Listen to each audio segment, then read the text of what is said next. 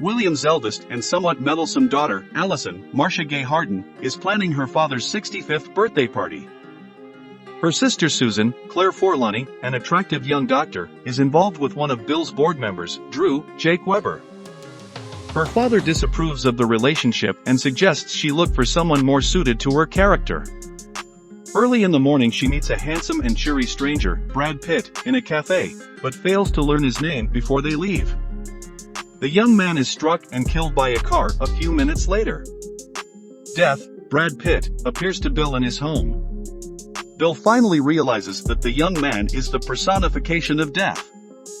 But Death wants a holiday from his taxing, eternal responsibility of taking the souls of the dead to the afterlife. He chooses William to be his guide, strikes a deal with Bill. As long as Bill shows him around the world of mortals, Bill will get to live a little longer. Temporarily doubting his own sanity, he finally agrees. He is introduced to William's family at a dinner at his house, when Susan arrives a few minutes late. She immediately recognizes the young man she met earlier that day, but the young man as Death is unfamiliar with the practices of mortal man and does not remember their original meeting. He acts awkwardly around her and she is confused and upset by his sudden odd behavior, very unlike his actions earlier that day. When the dinner guests ask Bill for the name of his old friend, Bill hesitatingly introduces him as Joe Black. The family is puzzled by the sudden appearance of an old friend of their father's that they have never met.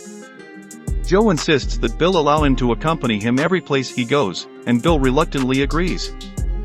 Bill knows that these are his last days on Earth, but despite his best efforts, he fails to keep events from rapidly spiraling out of control. A merger has been proposed to the board of Bill's company, and Drew actively supports the transaction, but Bill as chairman vetoes the proposal. Drew is very antagonistic towards this sudden, new old friend of Bill's, and is disrespectful and rude towards him. Susan grows disaffected of her relationship with Drew, beginning to see him for who he really is, and is somewhat enamored of the diffident, seductive, mysterious Joe Black. They have sex and she tells Joe that she loves him. Joe enjoys the experiences of his flesh, of human feelings and desires, and is in love with her as well. This complicates matters, as Bill doesn't want Death to become involved with his daughter, and tells Joe that their deal didn't include this. Death has little care for Will's feelings and declares his intention to take Susan with him for his own. As his last birthday arrives, Bill makes a last attempt to demonstrate to Joe the meaning of true love and all it encompasses, especially honesty and sacrifice. Bill's 65th birthday on his large estate is a wonderful, perfect event. Joe attends, pretending to be an Internal Revenue Service agent. Bill makes a last attempt to demonstrate to Joe the meaning of true love and all it encompasses, especially honesty and sacrifice. Joe comes to understand that his love for Susan means he has to sacrifice his desire to take Susan with him and allow her to live her life, and he abandons his plans to take her. Unknown to Bill, Drew is conspiring with an enemy of Bill's who is bidding to acquire Parrish Communications. Drew capitalizes on Bill's strange behavior. He uses information inadvertently given to him by Bill's son-in-law Quince, Jeffrey Tambor, and convinces the board to vote Bill out as chairman. He also persuades the board to approve the merger which Bill had decided to oppose. Quince is devastated by what happens to Bill as all but one other member of the board vote him out.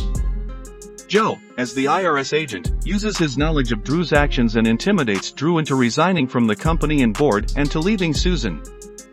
Joe helps get Bill reinstated as chairman of the board.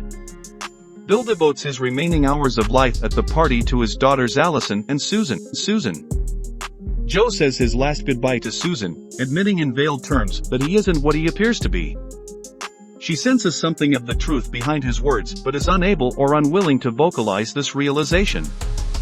A fireworks show marks the end of the party and Joe escorts Bill to the edge of the garden and Susan follows them. Joe takes Bill over the bridge and the two disappear. Susan saw them walking away and runs up to the bridge. She is surprised when Joe reappears and walks back over the bridge. Death has left with Bill. Joe is now the young man Susan met at the coffee shop at the start of the movie. The young man, unaware of the events which had transpired from the time of his death until his return, talks to Susan. After a few moments, Susan suddenly realizes that Joe is not the person whom she fell in love with. In sorrow, she realizes that Joe, deaf, has left and she is now talking with Joe, young man at coffee shop. She gazes past Joe's shoulder at the spot where she last saw Joe, deaf, and Bill. Tearing, she says to Joe, young man, I wish you could have known my father. She then asks him, what do we do now? He replies, it'll come to us. She nods and agrees. They hold hands and walk back towards the celebration of Bill's life.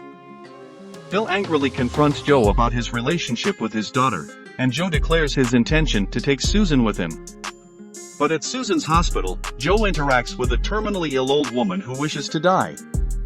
Understanding who he is, when he tells her he loves Susan, they discuss the meaning of life and she helps him understand he is dangerously meshing two worlds. As Bill's birthday arrives, he asks Joe to recognize the meaning of true love, especially honesty and sacrifice. Joe realizes he must set aside his own desire and allow Susan to live her life.